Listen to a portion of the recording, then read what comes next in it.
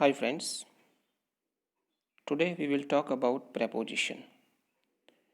Preposition કેટલાક આપણે જોયા છે, કેટલાક બાકી છે. હવે આપણે બાકીના preposition વિશે સમજ મેળવીશું. તો preposition છે at. At એ સમય અને સ્થળ સૂચવે છે. એનો મીનિંગ છે અહીંયા તે સમયે, તે સ્થળે. સમય અને સ્થળ બંને સૂચવે છે. ઉપરાંત તેનો ની તરફ એવો પણ ભાવાર્થ થાય છે. એટલે એટના અહીંયા 3 ઉપયોગ છે. સમય દર્શાવે છે, સ્થળ પણ સૂચવે છે અને ની તરફ એવો પણ ભાવાર્થ અહીંયા પ્રગટ કરે છે. તો એક્ઝામ્પલ થ્રુ આપણે એને સમજીએ. તો એક્ઝામ્પલ છે, દર્શન રીચ્ડ એટ 11 o'clock. દર્શન 11 વાગે પહોંચ્યો. તો અહીંયા 11 o'clock છે એ સમય બતાવે છે.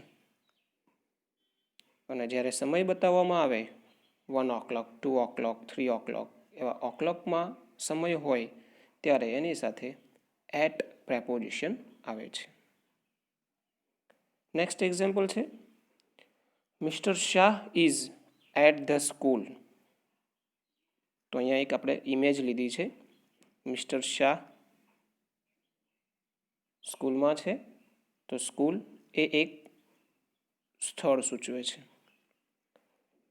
તો mister Shah is at the school.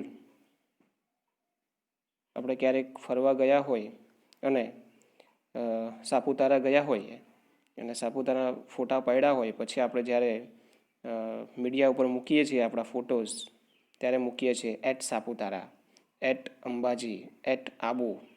તો અહીંયા એટ છે એ સ્થળ સૂચવે છે. મિસ્ટર શાહ ક્યાં છે? તો ભાઈ અહીંયા સ્કૂલે છે, તો સ્થળનું સૂચન કરે છે. એના પછીનું થર્ડ એક્ઝામ્પલ છે, લુક એટ ધ બર્ડ. અહીંયા બર્ડનું એક પિક્ચર આપેલું છે.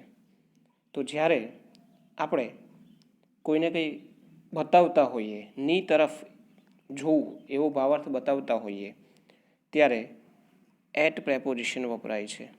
મોટે ભાગે લુક પછી એટ preposition જ આવે છે, કારણ કે લુક એ જોવું, ની તરફ એવો ભાવાર્થ પ્રગટ કરે છે. એટલે અહીંયા લુક સાથે એટ preposition આવે છે.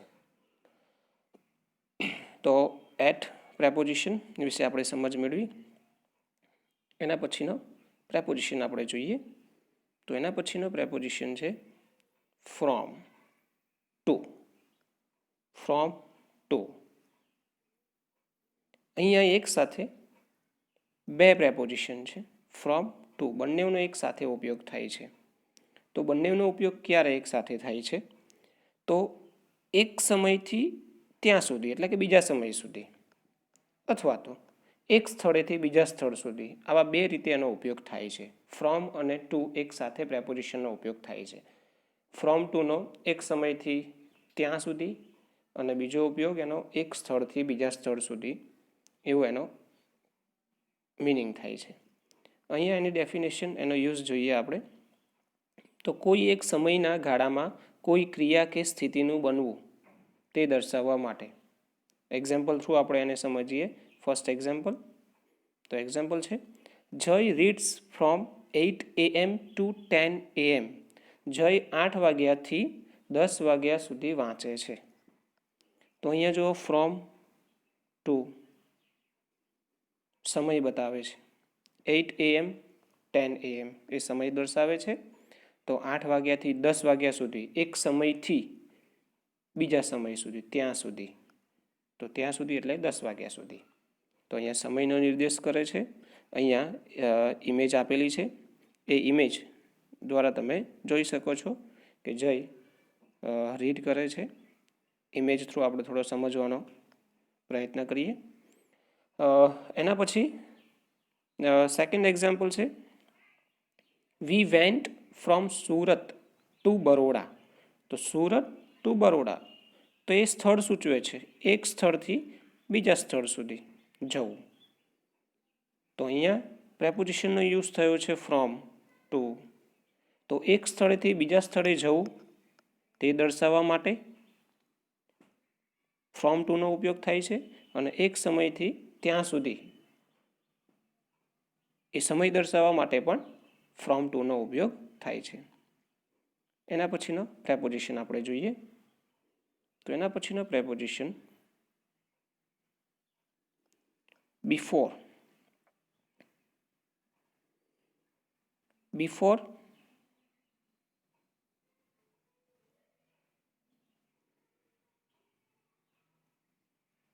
એટલે પહેલા, સમયના સંદર્ભમાં વપરાય છે કે ભાઈ હું આટલા વાગ્યા પહેલાં આવી ગયો, એવો સમય આપણે દર્શાવવો હોય ત્યારે બિફોરનો ઉપયોગ થાય છે. એક્ઝામ્પલ છે અહીંયા, I reach the station before 5 o'clock. હું 5 વાગ્યા પહેલાં બિફોર સ્ટેશને પહોંચ્યો. તો સમયના સંદર્ભમાં બતાવતું હોય અને પહેલાં એવો ભાવાર્થ સ્પષ્ટ કરવા માટે બિફોરનો ઉપયોગ થાય છે. તો એના પછીનો પ્રેપોઝિશન છે આફ્ટર. આફ્ટર એટલે પછી, એ પણ સમયના સંદર્ભમાં વપરાય છે, બંને ઓપોઝિટ છે. બિફોર આફ્ટર, એ બિફોર છે એ સમય બતાવે છે, આફ્ટર પણ સમય બતાવે છે, પરંતુ બિફોર એટલે પહેલાં, આફ્ટર એટલે પછી. એક્ઝામ્પલ જોઈએ, he will come after an hour. તે 1 કલાક પછી આવશે. આફ્ટર પછી, અવર સમય બતાવે છે અને પછી એવો ભાવાર્થ સ્પષ્ટ કરે છે, એટલે આફ્ટર અહીંયા આવશે. તો બિફોર અને આફ્ટર એવા પ્રેપોઝિશન આપણે જોયા. એના પછી આપણે જોઈએ આગળ, તો એના પછીનો પ્રેપોઝિશન છે નિયર. આ પ્રેપોઝિશન આપણે આગળ ભણી ચૂક્યા છીએ. નિયર છે, નિયર એટલે નજીક અથવા તો પાસે.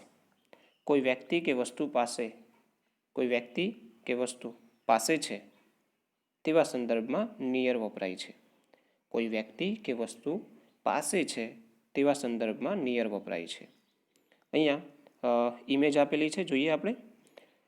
ઇમેજમાં ઝૂમ કરીને પછી જોઈએ આપણે. એક્ઝામ્પલ જોઈ લઈએ.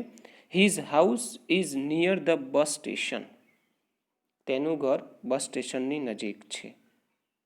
તો પાસે, નજીક દર્શાવવા માટે નિયરનો ઉપયોગ થાય છે. તો અહીંયા આપણે ઇમેજ છે એ ઇમેજને તમે કદાચ જોઈ શકો છો. અહીંયા ઇમેજમાં બસ સ્ટોપ એવું લખેલું છે. અહીંયા ઇમેજ થ્રુ તમને થોડીક સમજવાની ટ્રાય કરેલી છે. તો his house is near the bus station. આ રીતની ઇમેજ આપણે લીધી છે. એનું ઘર એ બસ સ્ટેશનની નજીક છે.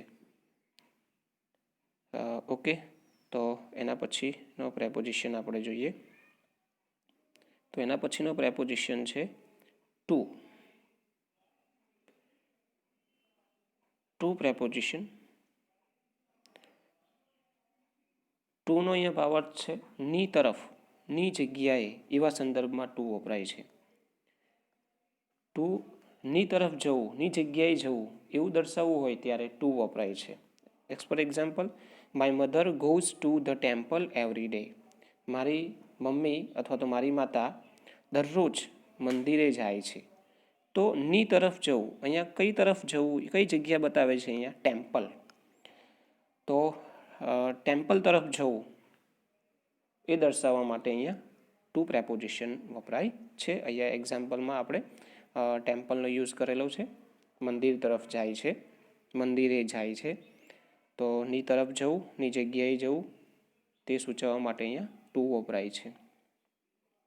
એના પછીનો આપણે પ્રેપોઝિશન જોઈએ. તો એના પછીનો પ્રેપોઝિશન છે અલોંગ.